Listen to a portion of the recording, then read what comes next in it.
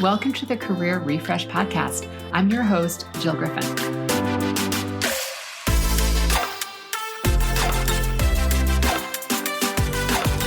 I'm a former media and marketing executive turned career strategist and executive coach.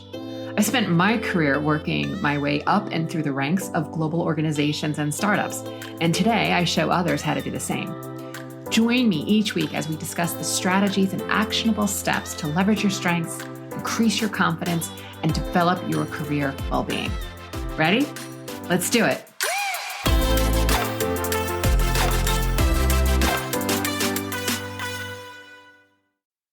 Hey friends, this is Jill Griffin, the host of the Career Refresh Podcast. Thanks for being here. This week, man, I am talking about embarrassing moments and how embarrassment requires immediate management. I recently had a very high-profile meeting with a media company CEO. So here's the scene. We're seated on the couch in her very gorgeous, expansive New York City office. It was a face-to-face meeting. I was thrilled. It was about 15 minutes or so into the meeting, and I realized that my forearm kind of around my elbow is scratching against something.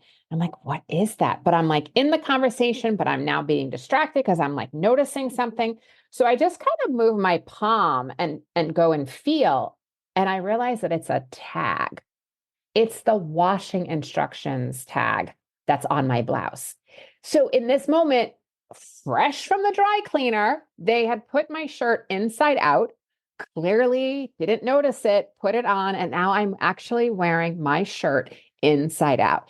And friends, it had a zipper, which was more ornamental than useful, but the idea that I had a zipper inside out also, it's just insanity. Anyway, I was all seams. I could feel the seams. Now I'm noticing all of it, and I'm like, so you've probably been in the aftermath of an embarrassing moment. And if you haven't, then good on you. But at some point, I'm going to guess that you're going to have an embarrassing moment. This is the video won't load and you're on the stage and now there's a sound check and you feel everyone's eyes on you, or you are in a space where maybe you trip or fall. I've had that happen where I worked in a building in New York City where the lobby was this gorgeous, highly polished marble. And if there was a teacup of moisture anywhere, it was, forget it. You were slipping, or in a really humid day, you were definitely slipping. And I've been on my way to greet a client in the lobby and then whoop, sort of the banana peel effect. So any of those things, it could be our zippers opened, right? Your fly is down. Any of those things that could feel super embarrassing and very, very intense in the moment. And these intense moments, we know they require management, right? So if you do a Google search, you're going to hear that there's plenty of tips about how to handle the embarrassment, to find grace and compassion for yourself and lean into humor. And can you be self-deprecating about it? And, letting people know that, hey, I'm human too. And this all makes you super vulnerable and humanizes you as a leader. These are really good qualities to have because it makes you more approachable. All of that's super useful. But nothing out there tells you what to do in the seconds after. All of that's telling you what to do in the coming days of how do you think through every time you think back to that gaffe or that event? Or do you need to go take it to your coach and talk about it with your coach or your therapist? To what degree is it? All of that is in, I would say, stage 2 of the aftermath. I'm talking about in the immediate space. How do you get yourself refocused? Because you're still on the stage. You're still leading the meeting. You drink your water, it gurgles all over your shirt, and now you have a big white, you're on your white shirt is a big wet stain. And if your skin is showing through it, you're everyone can see, how do you continue to perceive? And in my case, I'm still on the couch. I got to pay attention. This idea that you're still performing. The moment of the gaffe might pass, or the embarrassing moment, but the task at hand has not passed. What do you do?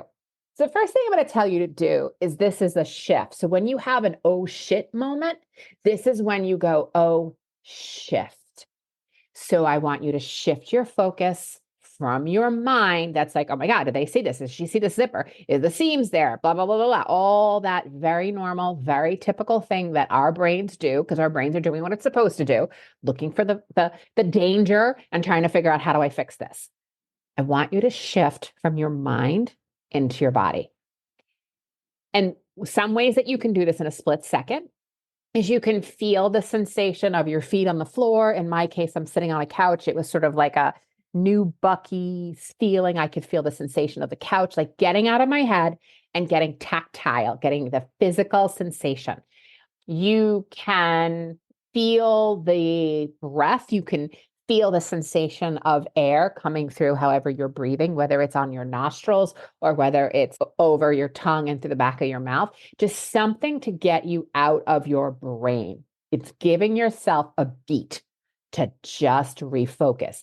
Any of you longtime listeners know I've discussed it before. It's evolutionary biology. You cannot be in the sensation of fight or flight, the fear, and be using your prefrontal cortex. It is biologically impossible. We need to stop the intensity and shift to the other. So if we're all in our head, we need to get into our body. And if we're all in our body, we need to get into our head. It just depends on the scenario. So that's the first thing you do. So the second thing you do is detach, and it's detachment. So to talk about attachment, right? Attachment keeps you in the problem. It keeps you sort of ruminating on what just happened, trying to almost like fix what can't be fixed because it's already been done. So you can't erase what just happened. You want to be able to distinguish between the two, because when we're attached to a situation, we detach from ourselves, and then we forfeit our ability to think clearly, to be able to think or feel or act or move wisely into whatever the scenario is and whatever it is that we want to do next. Detachment is a universal principle that is found in many cultures and belief systems, where detach is about present moment thinking. It's in the now, right now, right? It's the second of where you are, because you're detaching from everything else. It's being in that here and now. It's detaching from the conversation or the interaction, detaching from the agony of the embarrassment. Because when we stay in the problem, and in this case, the embarrassment, we forfeit our ability and our power to think and take the next action. And you may, in that moment of detachment, which is what I did, say, Jill, focus, get back on it, right? You bring yourself back to the task at hand. It is not about the inside out shirt. It is about, I'm talking to a CEO of a company and we're talking about business and a possibility, and I need to stay present. It also, whether she noticed it or not, I have no idea. If she's listening, she will probably now realize, hi, this is what happened. But the idea that if she noticed it, now it becomes almost a test for, oh, how did Jill react when that came into the forefront? How did she pivot? How did she shift? Nothing is ever casual, friends. When we're in those situations, watching and observing how someone that you potentially might do business with is going to be really important to see how they act and react to a situation. Next, concentrate. So in order to do the shift, the detachment, you're going to have to practice concentration. So this is something that is about doing this now, right now. And I always laugh because whenever I set alarms for myself, whether it's, something in the oven or an alarm on my cell phone, if I'm not near it, I don't have any problem with letting it go. I am aware that it's dinging and beeping and playing the little jingle, but I can continue to focus and not get distracted by it. And it makes my husband batty. He's like, do you not hear that? I'm like, I totally hear that, but I'm focusing and I can't get to it right now.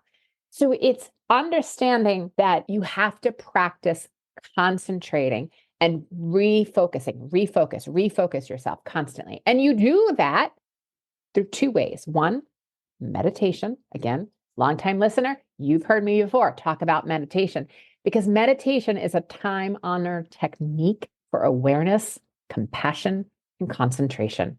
It encourages you to focus on what you're doing rather than what you think. People say like, oh, meditation is so you don't have thoughts. No. It's not so you don't have thoughts. It's so that you're not distracted by the thoughts.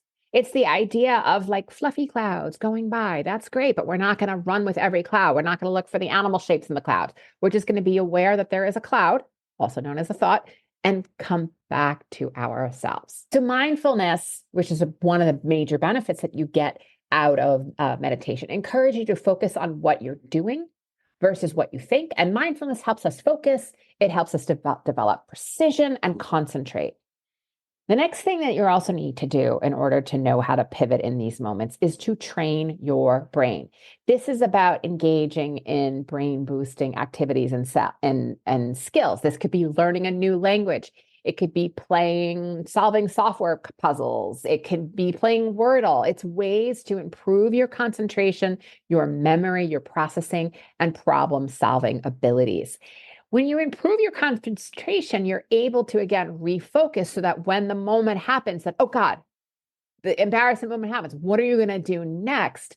You are able to respond versus stay hooked and attached to what has just happened.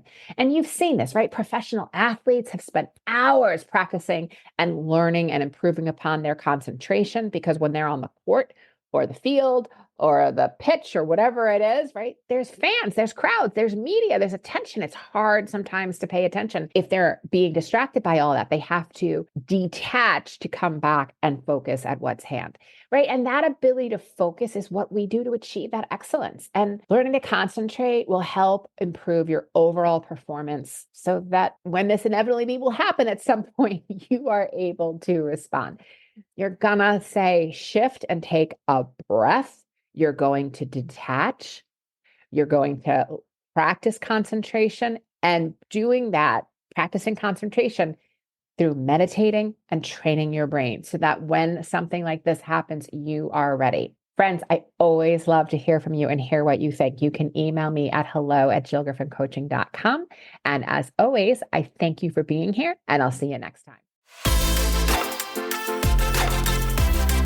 Hey, thanks for listening to the Career Refresh podcast. If you're enjoying this and you want more information, go to my website, jillgriffincoaching.com. There you can find information on how to work with me one-on-one or my group programs, or even bring me into your workplace. I'll put the link to my website in the show notes. But hey, listen, before you go, do me a favor, rate and review this podcast because it definitely helps me get the word out to people everywhere so that they can also thrive in the workplace. All right, friends, I appreciate you. I'll see you soon.